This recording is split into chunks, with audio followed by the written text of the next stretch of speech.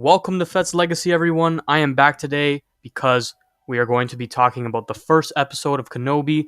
I will be splitting up the two videos for the first episode and the second episode. I just want to talk about some things that happened in the episode, some of my thoughts on what happened, and just my thoughts on episode 1 today. So, guys, obviously, spoiler warning, if you have not seen the first episode, I highly recommend you go watch that first. Because there will be spoilers in this video. And, I mean, you should have already watched it. It's been out for a while. They actually dropped it early last night. So, yeah, definitely go watch it if you haven't already. It is really good. Just spoiler warning, I guess. So, guys, let's get right into it. So, the first episode opens with a flashback of, kind of the main story points of the prequels having to do with Kenobi and Anakin. So, we see when he gets taken in by Qui-Gon and Qui-Gon's death and Kenobi training him, some of the key defining moments, when he goes to rescue his mom on Tatooine, some of that kind of stuff. And yeah, I mean, that was a great way to open up the first episode, in my opinion. I really loved, even though I've seen all of those scenes hundreds of times, I really loved what they did with that, and I thought that was a great way to open the first episode. And then we go right into an Order 66 flashback in the Jedi Temple. And I mean, that was always great to see. I love seeing more Order 66. We saw a little bit of that in the Book of Boba Fett. And then we obviously got some more of that here with a group of younglings with this one Jedi who ends up getting killed. And the youngling end up running away and escaping. And so here's the thing, we talked about this yesterday in my video about the new show, about the skeleton crew, and I don't think it's going to be about these escaped younglings, but it could be, because people were speculating it's about a group of kids. Who knows, maybe, a group of Jedi younglings who escaped Order 66 being hunted down by Inquisitors and all that stuff could be what the show is about. So maybe it's following them. I do think one of this group is actually Reva. I think that was just showing like kind of her backstory. I think she was a Jedi Padawan at one point, and that would explain some of her actions in the rest of the show. But yeah, I mean, this Order 66 flashback was really cool. We then go to the Inquisitors going on Tatooine, and they're looking for a Jedi on Tatooine in a saloon, and the Inquisitor is going on about a speech, trying to, pinpoint where the Jedi is and kind of explaining how to hunt them. A lot of the writing in this seems to be, it seems to be all right, but it does have some cheesy, lame kind of moments. But, not too big of a deal. And we see that, Reva is reckless, and she will do almost anything to find specifically Kenobi. Which we learn that she has some sort of obsession with finding him, that he owes her something, she says, but yeah, she even throws a knife at someone's face, the owner of the saloon, and one of the Jedi stops it. So the Grand Inquisitor then, calls her reckless, but they find the Jedi, and she goes to cut him in half right away, and, the Inquisitor wanted to bring him in for interrogation, so he stopped her, and then he ended up getting away at that point. But yeah, so we see, Reva is very, very aggressive, very reckless. And, a lot of people are saying, well, the Inquisitors are meant to be like that. They go on a lot of, killing sprees and stuff. But at this point, the Senate is still very much intact. Obviously the Republic is gone, but they still have all of those. Like, you can't just go around killing a bunch of people at this point in time. So I do think, that the Grand Inquisitor is really trying to rein her in, but she just keeps going off the walls. She has an obsession with Kenobi, and the Grand Inquisitor says he is not hers to find and to forget about him. Obviously, that's referring to Vader, who has definitely been looking for Kenobi for a long time now, as the Grand Inquisitor does say. We see Kenobi working at like some sort of meat factory, where he's just kind of cutting and preparing meat. And, he's just making a living like a normal person would. And, he takes some meat for himself every day. I do want to say, like, the skeleton, wherever, like, the meat factory is, Some people are speculating on what that is. Some people are saying maybe a crate dragon. I'm not sure it is a crate dragon. The bones kind of look different than the one we saw in Mando, but we do know there are different types of crate dragons, so who knows? I mean, it was definitely very large, so it could definitely be a crate dragon. And I mean, whatever that meat was, there was a lot of it, so it could be crate dragon meat. We never know. But yeah, he's just working at a meat factory, making a living wage, and just kind of being a normal person. So we then see his routine of going to work, taking a piece of meat for himself, traveling to Mos Eisley, getting his EOP, and then traveling back to his home. And that's just kind of his normal routine. It's very boring. It's meant to be boring and normal. Like that's kind of what he's been going through for like 10 years. And we see a Jawa appear, and he's built kind of a relationship with a Jawa, and he wants to buy like this toy ship for Luke. And if you guys didn't know, this toy ship that he bought from the Jawa and ends up giving to Luke is the same one that Luke is actually like tinkering with and playing with in A New Hope. So that was very cool if you spotted that. And then we go to Kenobi is having nightmares in his sleep, just about the whole Anakin situation and Padme, and it's really haunting him. And this is 10 years later, but it's still haunting him very, very much. And he's definitely not the same Kenobi. This is definitely hurting him, and this is exactly what we wanted to see. I really loved seeing these flashbacks and these nightmares that he's having. But yeah, so he tries to talk to Qui-Gon, but he gets no response. And this is probably because he's been cutting himself off from the Force heavily recently, and he's not really using the Force.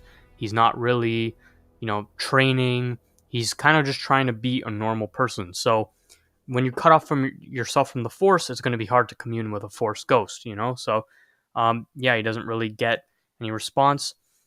He ends up going to give the ship that he bought for Luke to Luke while dropping it off. And on his way back, the escaped Jedi from earlier on, Nari, finds Kenobi and asks for his help. Obviously, because he knows he's a Jedi and he knows he was once a great Jedi Master. And Kenobi says, "Forget about it. Like, I don't know who you think I am, but you need to stay hidden." He suggests for him to bury his lightsaber, and even the guy says, like, "What happened to you?" You know what I mean? Like, Kenobi is a very different person, and Kenobi is broken. He's a broken man. So he tells him to leave. He said, "I'm not who you think I am," and the Jedi ends up leaving, and we'll talk about him a bit more later. But then we go to see Leia for the first time. And I want to say the casting that they chose for young Leia was, I think she's perfect. She's very cute, but she has, this rebellious nature to her. She has some sass, and she's smart. You know what I mean? So I really love the casting that they picked. I thought this was a great casting. I was scared to see Leia in the show a bit, just for continuity with the lore. And I am still kind of worried about that. We will talk about that later, but I think great casting. She's adventurous and curious, and she starts, being really interested in ships and stuff.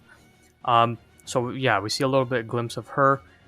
We see later Owen goes by to Kenobi to give him back the ship, tells Kenobi to stay away, and then the Inquisitors end up showing up, and Reva, seems willing to do almost anything to find Kenobi.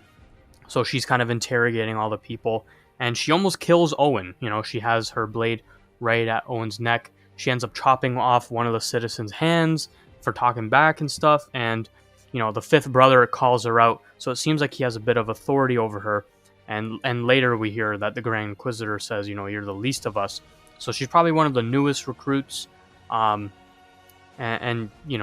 we do. I will talk more about her powers and stuff and why she is even there, but yeah. So it seems like she's kind of lower on the totem pole, and that's probably why she is so eager to show herself and prove herself, because everyone kind of treats her like second-class Inquisitor. So, yeah, Owen doesn't reveal anything, and yeah, I mean, it was a pretty cool scene.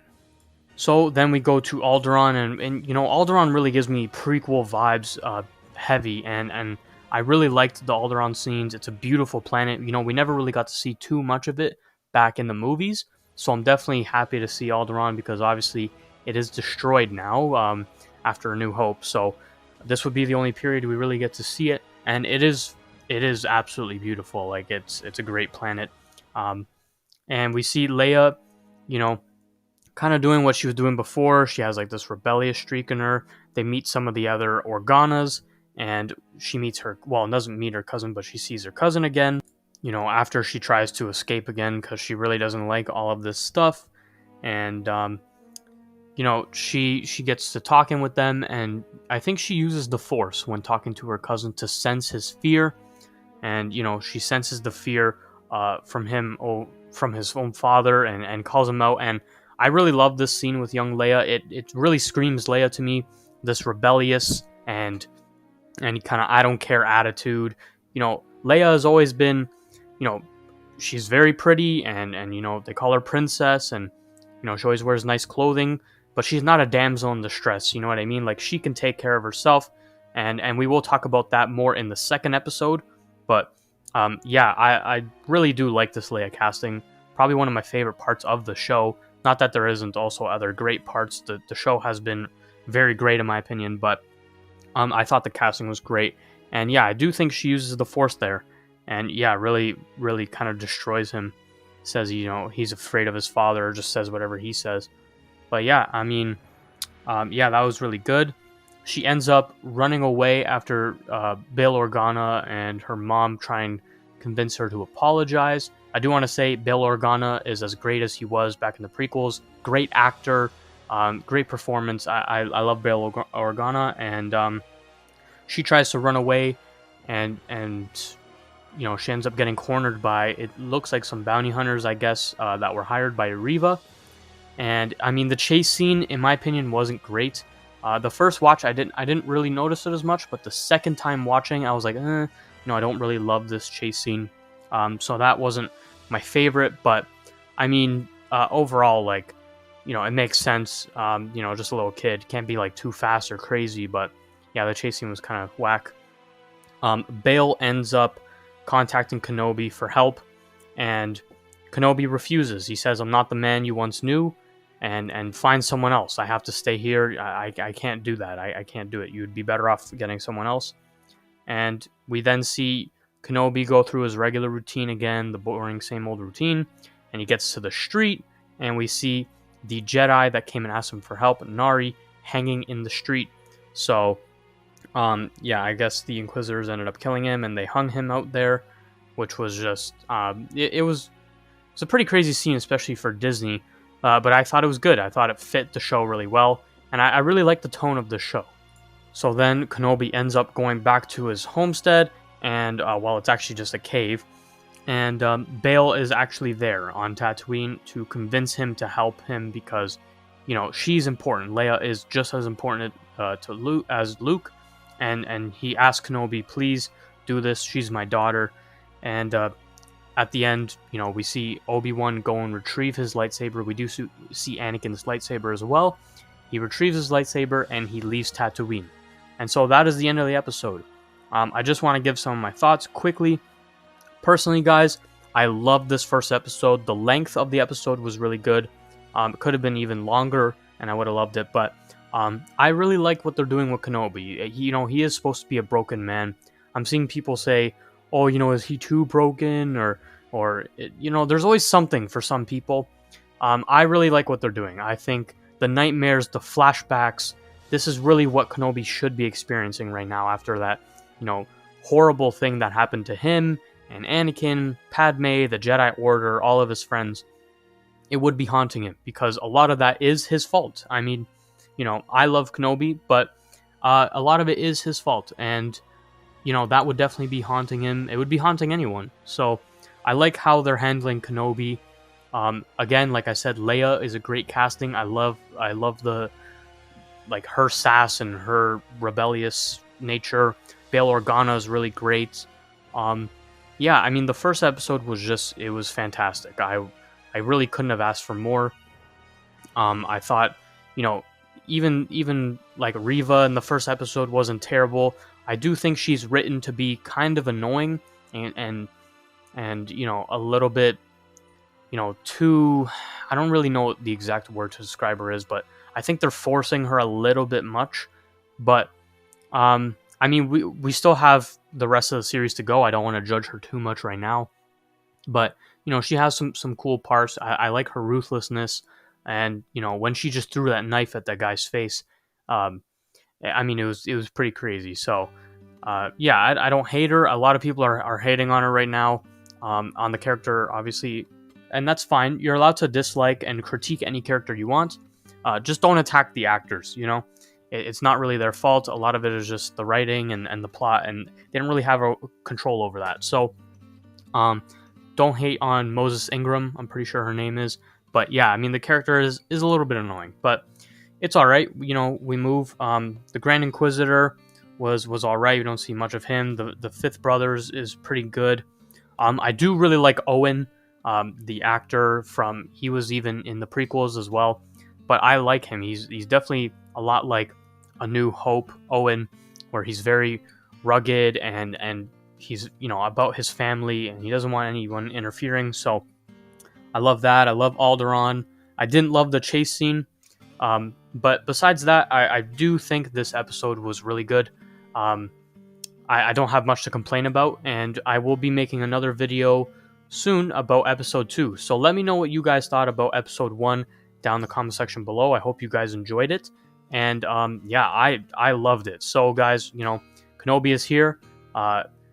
Thank you, you know, Space Jesus, Kenobi. And yeah, I will see you guys next time.